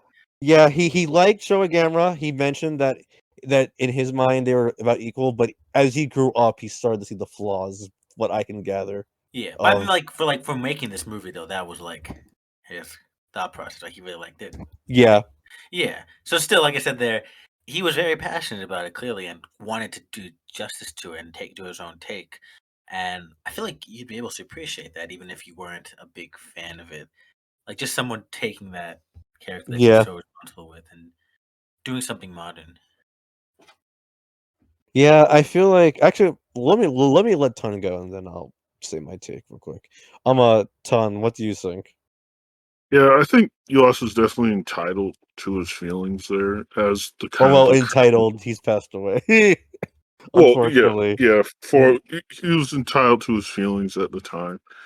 Um, I feel like the original creator always kind of has their vision for what the franchise is like, and when you have these big franchises and they kind of pass hands to different creators, it can kind of create a rift, like to just open up a whole big old can of worms. Like just look into George Lucas's relationship with the Star Wars franchise, with Oh the boy. expanded universe, and now with the sequel trilogy and new films and stuff. Controversial stuff, so I'll just leave it at that. But yeah, but with Yuasa specifically, on one hand, his feelings are valid, but I Mhm. don't know if I necessarily think, like Crash said, I don't think the Kaneko movie really kind of insults any of his ideas of Gamera. I think he's kind of the Gamera soul, because at the end of the day, Gamera is still a heroic kaiju that saves the day, protects people and children, Yeah. and all that stuff. Um, like I can see there's a big difference in kind of how the film is executed and what kind of elements are there, but it's like Yeah. that didn't. I don't think that style fits the '90s era of kaiju, Yeah. and it honestly it kind of stopped working after into the Showa era after Yeah. like a couple of entries. So I don't think this movie would have been anywhere as successful if it kept to his style. Yeah, that's like kind of my thing too, where I feel like with Yuasa, it's almost like I feel like with him, he almost viewed it as when Dai kicked him off of Barugan and tried to make it more adult because and Yuasa was never big on that, and when that failed, he was like, "Yeah, I was right."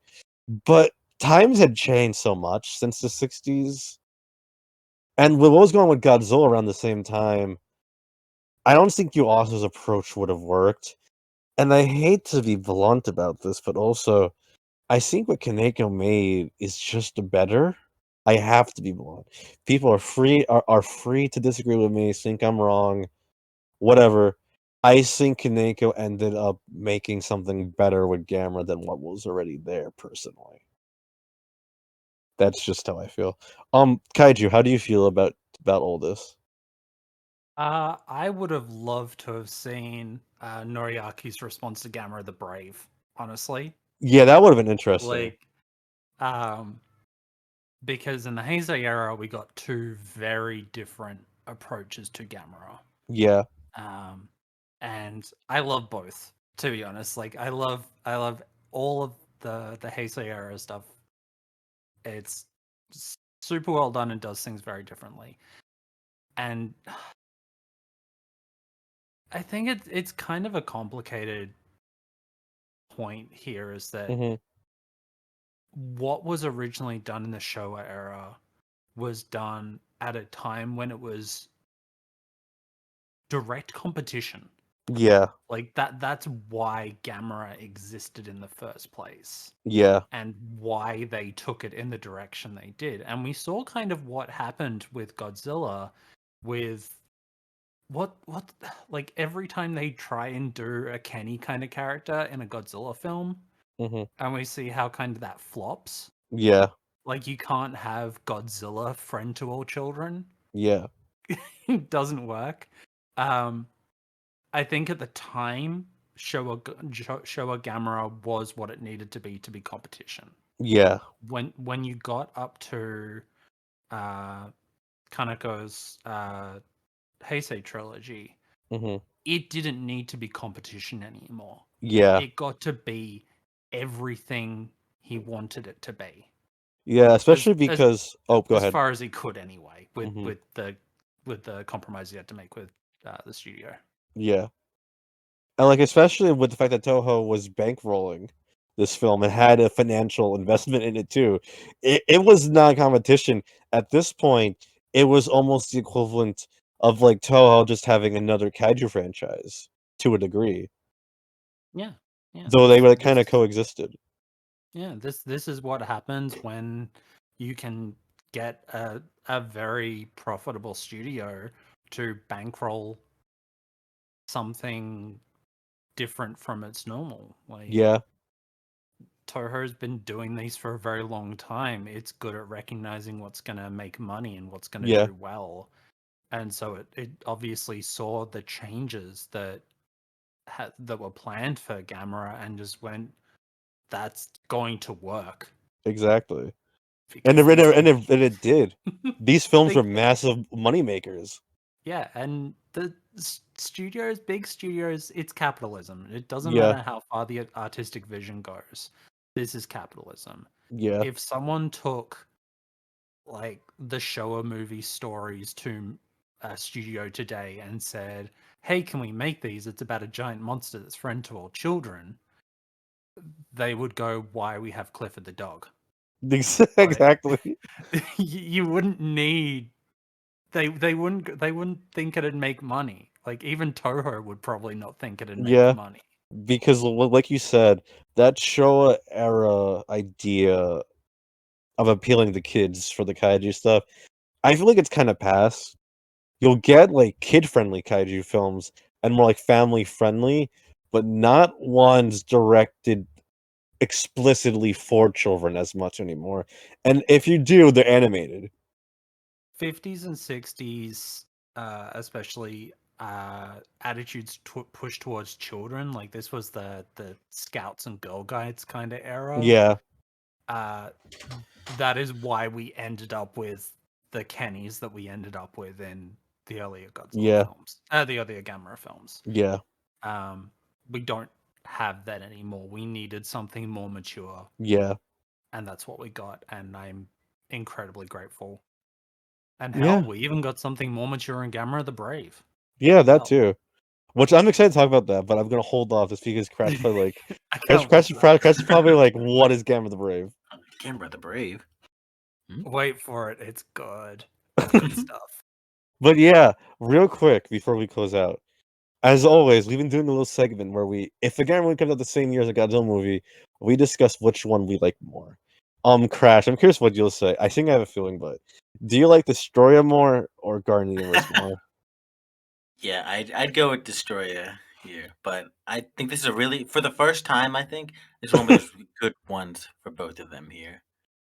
Because before, like, for practically every Gamera one, it was like, oh yeah, the Godzilla one. The only time where like we were like, at least you picked Was Gamera. No, it was Gyaos because you picked Gyaos over Son of Godzilla. Yeah, I remember that. Yeah. I'm not surprised you love Destroyer, so I was kind of expecting that, but I was curious. I'm a ton. Destroyer or Guardian of the Universe? Now I'm curious about ton. And I skip. No, this is hard. I really love both movies. See, I guess I would have to kind of lean towards Destroyer just because that's a really great movie, but I also really love this one. So without going into deeper in that, because then I would have to discuss other movies. Yeah, Destroyer. Wow, Crash, influencing much. No, I was just saying our deep thoughts are in those episodes. Yeah. I'm a Kaiju. I think I know that. I think I know who you'll pick, but I'm curious. Even if I take away my natural like rooting for Gamera in this one, I still have to go for Gamera. Yeah. Because Destroyer did some amazing things differently, and I honestly think that's one of the best films of Godzilla films of the age. Mm-hmm. Because it was that and Biollante. I'd say they're both. Yeah. Those two are like my Godzilla picks for the Heisei era, really. But Gamera did something truly different. Yeah, that's at fair. A time when the genre needed it. Mm-hmm. And like we saw the same kind of things over and over with Godzilla. It was a great formula that gave us some really amazing films, but it was more of the same. We got an amazing monster. Like Destroyer's fantastic. I heckin' love it, and one of the few actually evil and cruel kaiju out there. Yeah, and I'll go for it there. But Destroyer would, for what it is, gets like a 7.5 to 8 from me, but Gamera still gets that 9.5 to 10. That's fair. So I will. Also, I can re-watch Gamera over and over again and see more stuff. I don't think I can do the same thing with Destroyer. I've watched it twice and got the exact same feeling out of it both times. That's fair. For me, this is tough, and I have to preface this. I think it's a little bit biased towards Godzilla for one reason. I feel like Destroyer, because it's the end of an era, while Gamera is the beginning of an era, there's more of a emotional connection for me with Godzilla vs. Destroyer that slightly puts it above Gamera Guardians for me. But I think both are some of the best films in the genre. And it's very slight for me that I'd put Destroyer above Gamera. Very slight. Yeah. There's some closure in Destroyer that you don't get in a lot of the genre. Yeah. Yeah. Well, what can I say? I'm a sucker who likes the fact that the movie makes me want to cry for Godzilla. So, yeah, Kaiju, do you want to give us your closing thoughts on Gamera Grand Universe? Yeah, I honestly feel really blessed that this got to be my first kaiju film that I got to grow up with Gamera, even though like later on I saw the Showa ones, they were all the English dubs. Garden of the Universe, it's big, it is emotional, it does a lot of things in the genre differently, and it sets the stage for a fantastic trilogy with easily some of the most unique kaiju out there. And it's a great balance of the human side and the monster side. The fights are fantastic. The music's awesome. Like, I just love it. I am gonna sit down and watch the next two today because I finished the first one again this morning. Yeah, that happens to me a lot when I watch Grand Universe. I get the vibes. I get like the urge to watch the next two. I can't wait. It gives you momentum. Like Yeah. Gamera gives you momentum to keep rolling on. Yeah. Crash, your closing thoughts on Gamera Grand Universe? Yeah, this definitely lived up to a lot of the hype coming from Showa Gamera. I don't think it would have hit me as much if I hadn't watched Showa Gamera beforehand. Huh, interesting. I think it showed a lot of how any concept can be done well with the right kind of vision and director behind it, for the most part. Because this does everything that I think Showa era kind of tried to do, but actually very competently, well, and with the budget, and it really shows in the final product. I had a lot of fun with it, and I think I'm more excited to see what they do now in the next two, because I think now they have him established, they can do a lot more new and original with him now. Yeah. Well, So I'll give you a hint. It's not made of 60% stock footage. oh boy, finally. But yeah, like it was a really solid movie overall, and I think I'd easily recommend it if you want to find another kaiju movie. It's not bad.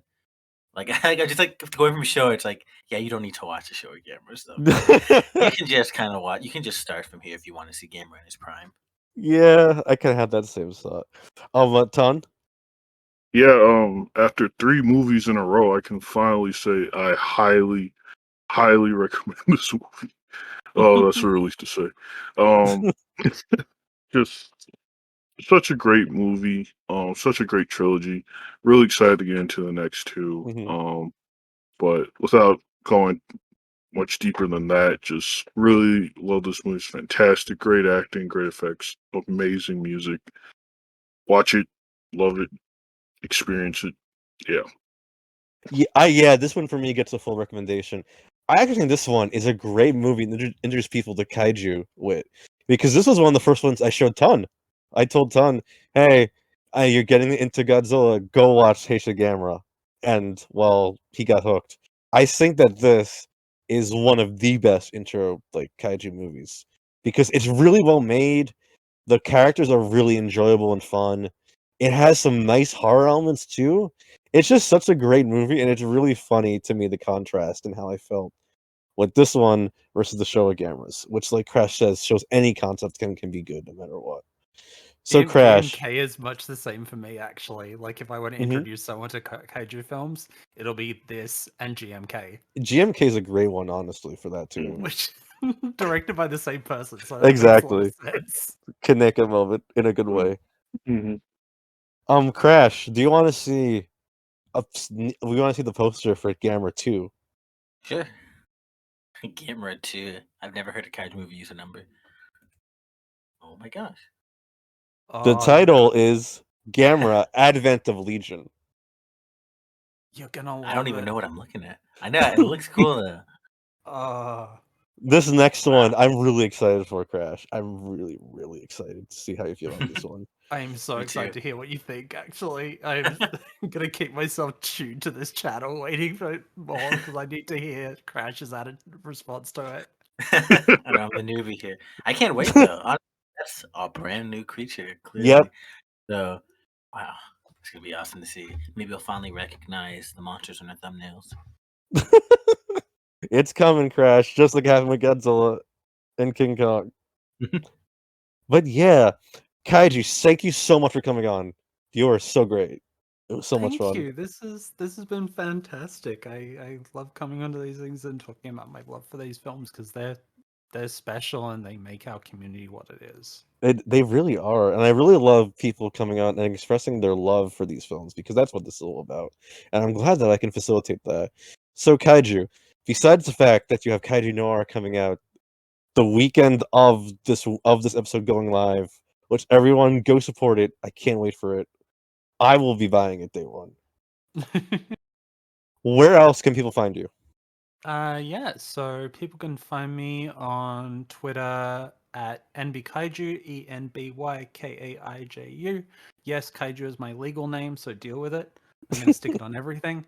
If you want to find out about Kaiju Noir, it's just Kaiju_Noir, NOIR. That's going to be out on itch.io on the 24th of October, same day as my birthday. So that's going to be pretty hype. Woo! I also run a blog/interview project called Digital Diversity, which is all about LGBTQIA plus representation in video games. So I do a bunch of different stuff. But mostly, if you want to hear me talking about my absolute love for getting stopped on by giant monsters, just give me a follow, and I will talk about my unrequited love for Slattern from Pacific Rim. Yeah. All right. So this was episode number 9 of the Gamera Roundtable. Thank you, Kaiju, so much for coming on once again. It was a lot of fun. Next week we'll be covering Gamera 2, Advent of Legion, and I can't wait.